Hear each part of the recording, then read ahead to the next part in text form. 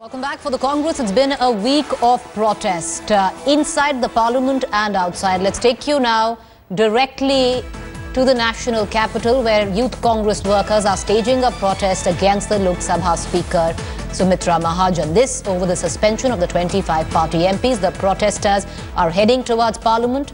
The starting point of the protest is Raisina Road. Both Delhi police and CRPF personnel are present in large numbers. They have barricaded various roads leading to the parliament there. You can see the Delhi police taking charge.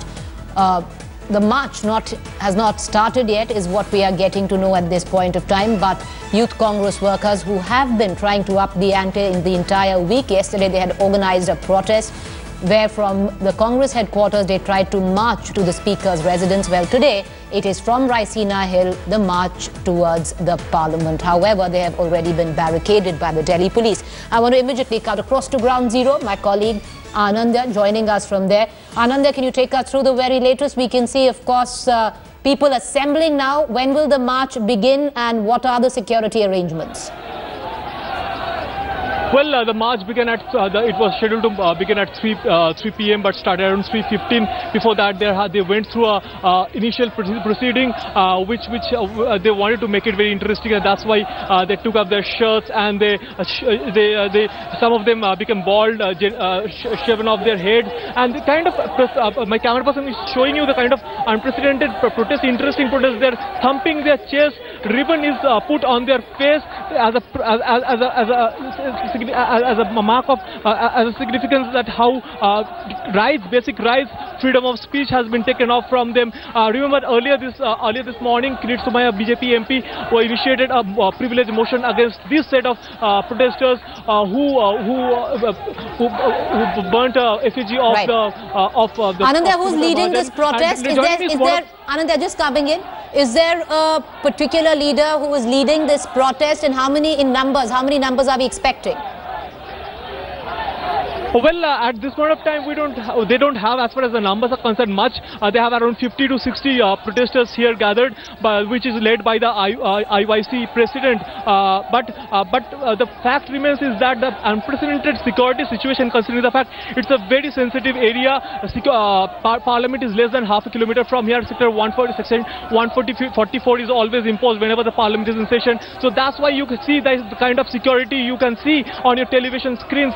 Both Delhi police as well as the CRPF present, water cannon has been present, the barricades are put in place, even tear gas is ready in case of any unprecedented situation where the protesters turns violent, to deal with certain situations. But joining me quickly is one of the protesters who you can see the kind of ribbons they have put on their face. आप ऐसे क्यों लगाए, मुंह पे क्यों लगाए? जिस तरह से लोकतंत्र में आवाज दबाई जा रही है लोकतंत्र के लोगों की, उस तरह से हम लोग ये कहना चाहते हैं कि हमारे लोग आज जंजीरों में जकड़े हुए हैं। अपने मुंह पे पट्टियां बांधकर हम बताना चाहते हैं कि आवाज जो दबाई नहीं जा रही है मोदी द्वारा, और स्पीकर के हम एक संवैधानिक स्पीकर एक संवैधानिक पोस्ट होता है और उनके खिलाफ हमने उनका पुतला जलाया नहीं, एक वो संवैधानिक पोस्ट है, हम भी समझते हैं। पर हमारा विरोध ये है कि लोकतंत्र में अगर किसी भी प्रकार से आवाजें दबाई जाती हैं, तो जिस लोकतंत्र के लिए हमारे लोगों ने अपनी जानों की कुर्बानियां दी, शहादतें दी, आज युवक कांग्रेस का एक साथी, एक नौजवान इस देश का जो है इस आवाज को दबने नहीं देगा और लोकतंत्र की हत्या को वो होने नहीं देगा। इसके लिए हम लोग, regardless of the fact that a privilege motion is being initiated, this set of protesters are not ready to relent and they are agitating, and what we are told by our sources within the youth congress that they'll continue to protest even on the weekend, even in the weekends.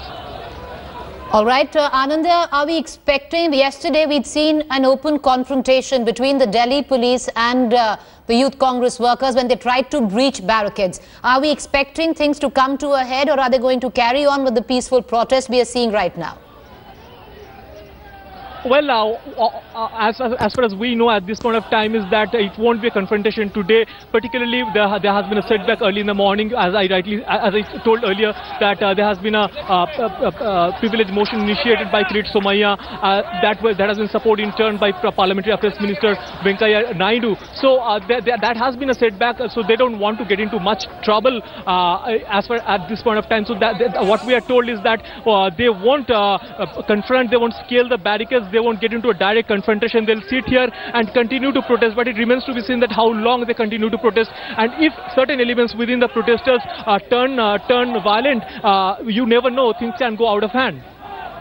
All right, Anand, have you been able to speak to the people who are protesting? Because yesterday there was word that this protest would be joined by heavyweights from the Congress party as well. No, Preeti. Nobody from no heavyweights will be joining here because they want to. As far as the party leadership, Congress leadership is concerned, they want to distance themselves from this protest, particularly after today's privilege motion that has been initiated early in the Parliament. But they want to make it make it absolutely clear that protest will continue, but it will continue as far as by the youth wing, the NSUI, the Youth Congress, this kind of by the women's wing, but not by the leadership. No visible face of the leadership will join it. All right. You know what we're going to do is, Anand, you stay on with me. We are connecting to our executive editor, Javed Ansari, as well. You know, Javed, with what we are witnessing right now at Raisina Hill, pressure outside and inside the Parliament. Tomorrow, of course, the suspension comes to an end, but the Congress clearly sensing blood and want to extract as much political capital out of this. Yes, most certainly. And this also perhaps is aimed at, you know, galvanizing its own cadres, getting them into battle mode, because, you know, the Congress leadership, the Congress parliamentarians are protesting inside Parliament in front of Gandhiji's statue, whereas the workers have now been brought into the act, and they are the ones. Yeah, a couple of days back it was the Mahila Morcha, now is the Youth Congress which is protesting out on the streets. So the Congress wants to use this as an opportunity to get, you know, to get its workers up and going on this issue. What are we expecting, Javed? Because we just saw a short while back Anand Sharma at the Congress headquarters. Of course, the Congress could not take on Sushma Swaraj on the floor of the Parliament, but taking apart Sushma Swaraj's statement today on what she said in Parliament was Anand Sharma.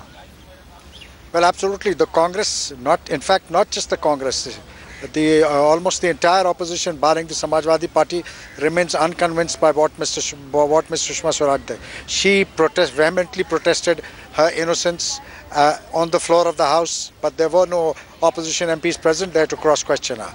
They still maintain, and they're still asking if this intervention on her part was indeed motivated on humanitarian grounds, then why didn't she Indian High Commission to issue him temporary travel documents? Why pick up the phone and speak to the British High Commission? This is something which they believe is not done, and she didn't even bother to consult, they say, the Foreign Secretary of that time. You know, Javed, if you look at the Congress game plan, you know, it could be a battle of perception which could go either way. At one time where the country is battling one of the worst tragedies that it's seen this year where Indian Railways is concerned, battling unprecedented flood situation. On the other hand, the terror attack which took place yesterday, still continuing with their protest unabated. You know, like I said, it could go either way where perception is concerned. What are, you know, the people who are planning these protests in the Congress? What's going on there? Look, as far as the Congress party is concerned, they say as far as the Udaipur attack was concerned, we allowed the statement to happen so that the Home Minister could present the facts as the government believed them to be before the nation. Having said that, they say we are totally opposed to what has happened in Udaipur, to the attacks, and we fully support the government on that. Barring that, as whether it comes to the floods, whether it comes to train accidents or any other issue, they say it is the bounden duty of the government of the day to act. Our protest outside Parliament is not preventing the government in any way from acting, from rushing relief, from upgrading safety of railways. How is that affecting the government's functioning? The government should continue to do job. The railway accidents are happening. If the flood situation if there are unprecedented floods, then the government should help, should rush relief measures, should undertake rehabilitation measures. We are not preventing that from happening. Our protest is outside Parliament. It's not derailing it's not meant at stopping the government from functioning. That's what Congress leaders are saying.